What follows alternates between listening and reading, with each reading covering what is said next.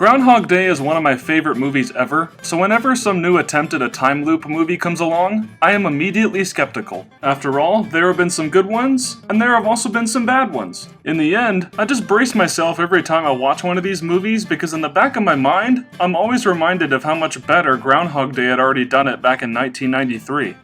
But then Palm Springs came along. This little gem debuted on Hulu last Friday, and while it is still leagues behind the genius that is Groundhog Day, it's probably still the best version of Groundhog Day we've gotten since, well, Groundhog Day. You may be wondering though, why is it that this particular movie would be better than all the other ones? Well, I'm not entirely sure yet, since my wife and I just barely watched this a couple of days ago, but I have a possible theory. Practically every single time loop movie is made because time travel is an easy gimmick for a movie to pull. Not even Groundhog Day is free from the guilt of being gimmicky, for it's the catalyst for everything Phil Connors does in the story. The problem is that most time loop films, at least from what I've seen anyway, use the concept as a plot device and not much else. They fail to live up to Harold Ramis's genius screenplay because they don't have the guts to really get into the existentialism inherent in a time loop sort of situation. But this is where Palm Springs stands so high above its contemporaries because while it is a very fun, warm-hearted, and well-made romantic comedy, screenwriter Andy Ciara actually tapped into that self-reflective energy you would expect from a movie like this. And I think the reason why he succeeded in doing so is because unlike so many other movies, the main character isn't the only one stuck in the time loop.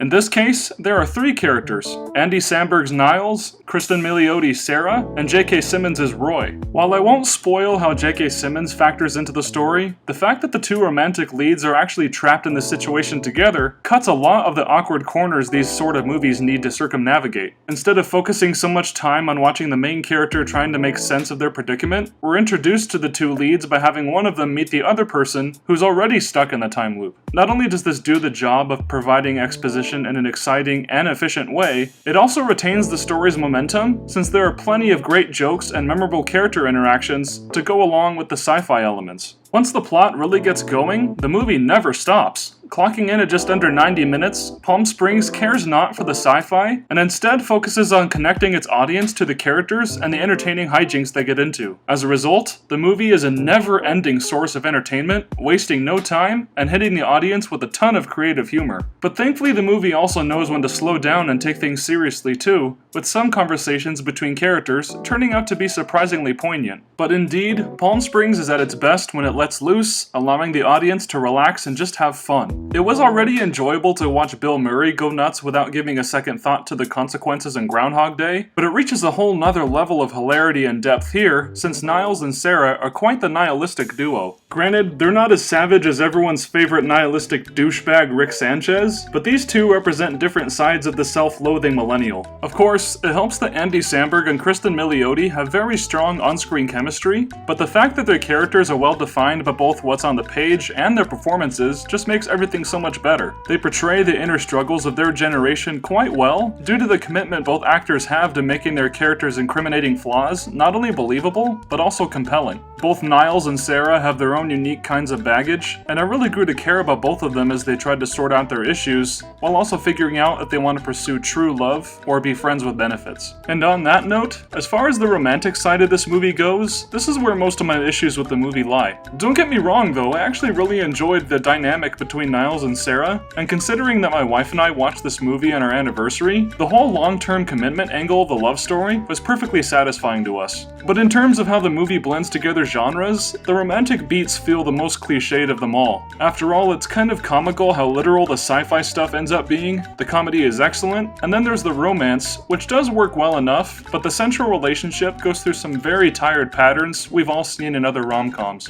Without getting into specific details, if you expect to see things like the characters initially not getting along, becoming more comfortable with each other, cheesy love speeches, a quote-unquote truth coming out scene, and a big argument, well, then you're probably in for a love story that doesn't really deviate from the formula too much. It's hard to argue that the movie doesn't offer many surprises in how the two leads progress in their relationship, and I also thought that the scales were tipped a bit unfavorably towards Sarah in terms of the obstacles she has to overcome. That being said, what ultimately makes the central relationship work is that Andy Samberg and Kristen Milioti are a perfect match for their characters. Even though Andy Samberg's character feels like it was written specifically for him, I can't imagine this movie without either of these two wickedly entertaining performers. match their work with a colorful visual style, a meaningful script, and a fresh take on a done-to-death gimmick, and Palm Springs is one of the year's most enjoyable movies thus far. We'll have to wait and see if it has a chance of even making my top 10 at the end of the year, but either way, I am happy to report that this is one of the best time loop movies we have, and a great movie to enjoy in a practically non-existent summer movie season. Hopefully other movies intending to follow Groundhog Day's footsteps can be this inventive.